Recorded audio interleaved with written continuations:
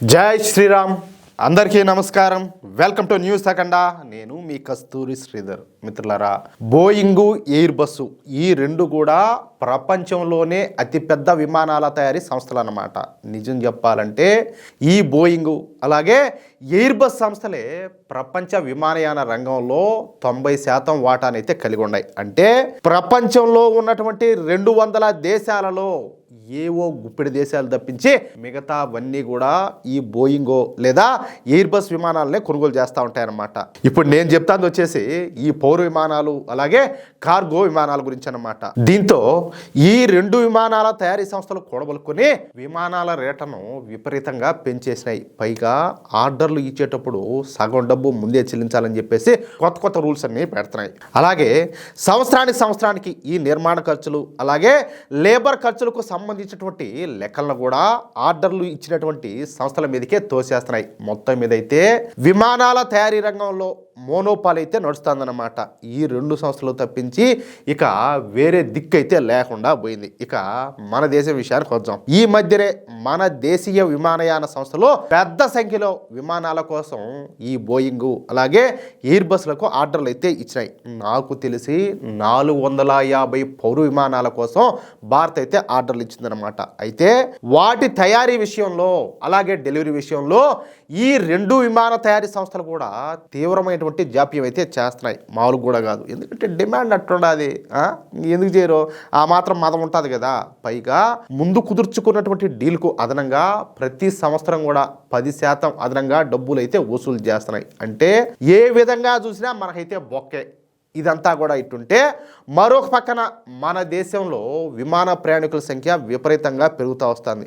మన దేశంలో కొత్తగా ఆర్థిక సంస్కరణలు తీసుకురావడం అలాగే బ్యాంకింగ్ వ్యవస్థలో కొత్త సంస్కరణలు తీసుకురావడం, make in India, Atmanirbhar Bharat అలాగే డిజిటల్ ఇండియా వంటి విధానాల ద్వారా మన దేశంలోకి కొత్త పెట్టుబడులన్నీ కూడా వస్తున్నాయి. కేంద్ర ప్రభుత్వం ఈ పరిశ్రమల ఏర్పాటుకు సింగిల్ విండో పాలసీని ఏర్పాటు చేయడంతో ఇక మన దేశంలోకి పెట్టుబడుల వరద అయితే పారుతుంది. ఈ విధంగా బయట నుంచి మాత్రమే కాకుండా మన దేశంలోని ధనికులు అలాగే యువ పారిశ్రామికవేత్తలు అత్యున్నత విద్యావంతులు కొత్త స్టార్టప్లను అయితే ప్రారంభిస్తారు. ఫలితంగా మన దేశంలో ఉద్యోగాల కల్పన, ఉపాధి కల్పన పెద్ద ఎత్తున జరుగుతుంది. ఫలితంగా ఏంటంటే సంపద సృష్టి జరుగుతుంది. దీని మూలంగా ప్రజలు ఎగువ మధ్య తరగతి స్థాయికి అయితే చేరుకుంటున్నారనమాట. అందుకే మన దేశంలో విమానాల ప్రయాణికుల సంఖ్య ప్రతి సంవత్సరం కూడా దాదాపుగా 50% అయితే పెరుగుతూ వస్తుంది.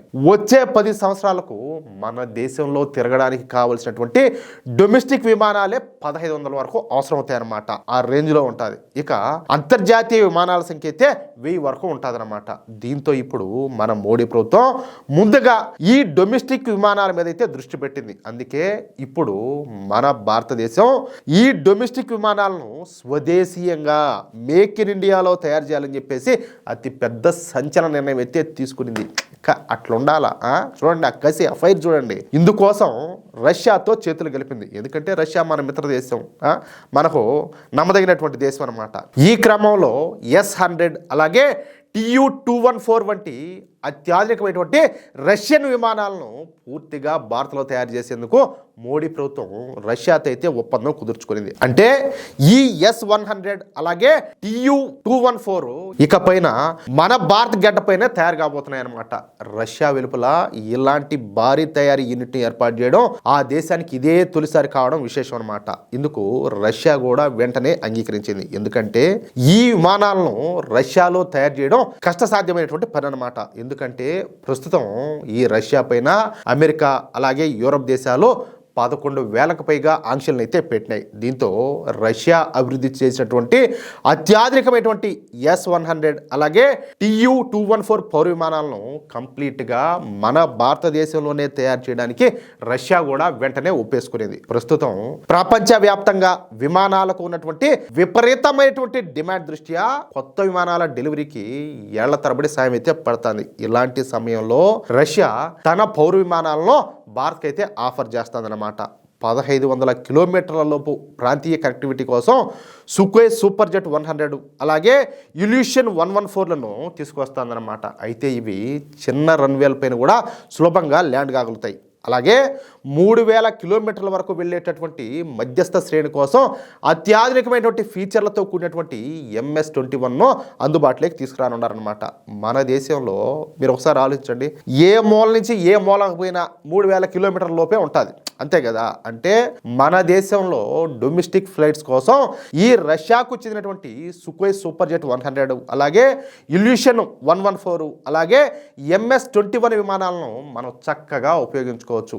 6500 కిలోమీటర్ల సుదీర్ఘ ప్రయాణం కోసం బోయింగ్ 767కు ధీటుగా నిలిచేటటువంటి అత్యాధునికమైనటువంటి TU-214 విమానాలను తయారు చేయబోతున్నారనమాట. అయితే ఈ విమానాలకు ఉండేటటువంటి ఇంజన్లు, అలాగే ఇంటీరియర్స్, ఇతర కీలక భాగాలు పూర్తిగా రష్యా స్వదేశీ సాంకేతికతతోనే తయారైనాయి. పాశ్చాత్య విమానాలతో పోలిస్తే వీటి నిర్వహణ వ్యయం చాలా తక్కువగా ఉంటుంది. అయితే ఈ TU-214 విమానాల విడిభాగాలన్నీ కూడా రష్యాలో తయారు చేసి మన దేశంలో అసెంబ్లింగ్ చేస్తారనమాట. అంటే మనకు టెక్నాలజీ దొరుకుతుంది, అదే సమయంలో మనకు సగం ధరలకే ఈ విమానాలన్నీ కూడా అందుబాటులోకి వస్తాయి. అంతేకాకుండా మన పౌరులకు పెద్ద సంఖ్యలో ఉద్యోగ, అలాగే ఉపాధి అవకాశాలు కూడా దొరుకుతాయి అన్నమాట. అంటే ఒక్క దెబ్బకు 3 పెట్లు అన్నమాట.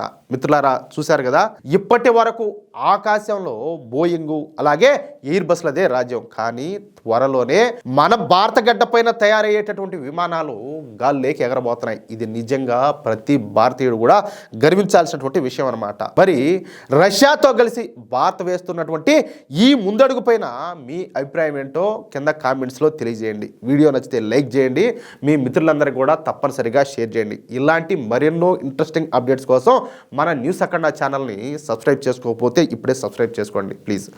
జై శ్రీరామ్, జై హింద్.